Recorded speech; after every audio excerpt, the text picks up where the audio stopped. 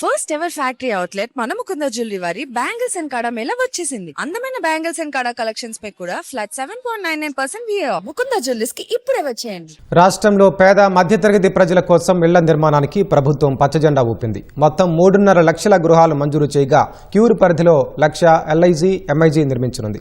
అటు ఇందిరమ్మ ఇళ్ల పథకం కింద మరో 2.5 లక్షలు కట్టాలని నిర్ణయిస్తూ ఉత్తర్వులు జారీ చేసింది. రాష్ట్రంలో పేద మధ్యతరగతి వర్గాల వారి సొంత ఇంటి కలను నెరవేర్చే దిశగా ప్రభుత్వం కీలక నిర్ణయం తీసుకుంది. 3.5 లక్షల ఇళ్ల నిర్మాణానికి సర్కారు పచ్చజెండా ఊపింది. రాష్ట్రంలోని క్యూర్ పరిధిలోని మున్సిపల్ కార్పొరేషన్లలో 1,00,000 LIG, MIG ఫ్లాట్ల నిర్మాణానికి ఆమోదం తెలిపింది. ఇందిరమ్మ ఇల్లు పథకం కింద ఈ ఆర్థిక సంవత్సరానికి రాష్ట్ర వ్యాప్తంగా 2.5 లక్షల ఇళ్ల నిర్మాణానికి పరిపాలన అనుమతి మంజూరు చేస్తూ ఉత్తర్వులు జారీ చేసింది. క్యూర్ పరిధిలో చేపట్టే పథకంలో 70,000 LIG, 30,000 MIG ఫ్లాట్లు నిర్మించనున్నారు.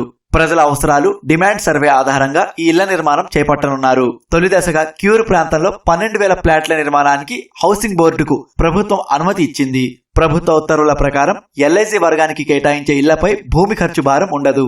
ఈ భూమి విలువ ప్రభుత్వ లేదా హౌసింగ్ బోర్డు ఈక్విటీగా ఉంటుంది. లబ్ధిదారుల పేర్లపై ఫ్లాట్ తో పాటు భూమిలోని వాటాను కూడా రిజిస్ట్రేషన్ చేయనున్నారు. ప్రతి LIG యూనిట్ కు 5 లక్షల రూపాయల రాయితీ ఇస్తారు. దీంతో తక్కువ ఆదాయం కలిగిన కుటుంబాలకు పట్టణ ప్రాంతాల్లో సొంత ఇల్లు మరింత అందుబాటులోకి రానుంది. ఈ పథకం కోసం హౌసింగ్ బోర్డు, జిల్లా కలెక్టర్లు ప్రభుత్వ భూములను గుర్తించి అందుబాటులోకి తేనున్నారు. భూములపై హక్కులు, మౌలిక వస్తువులు తదితర అంశాలను పరిశీలించిన తర్వాతే లబ్ధిదారులను ఎంపిక చేయనున్నారు.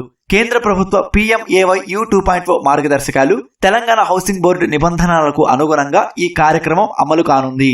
ముఖ్యంగా ఈ ప్రాజెక్టుకు ప్రభుత్వ బడ్జెట్ పై భారం లేకుండా హౌసింగ్ బోర్డు సొంత వనరులతోనే అమలు చేయాలని ప్రభుత్వం నిర్ణయించింది. 2 పడక గదుల ఇళ్ల పథకానికి అనుసరించిన ప్రత్యేక టెండర్ విధానాలు, సడలింపులను ఈ అర్బన్ హౌసింగ్ ప్రోగ్రాం అమలులో కూడా వర్తింపజేయడానికి ప్రభుత్వం అనుమతి ఇచ్చింది. దీంతో ప్రాజెక్టుల అమలు వేగవంతం కానుందని ప్రభుత్వం భావిస్తోంది.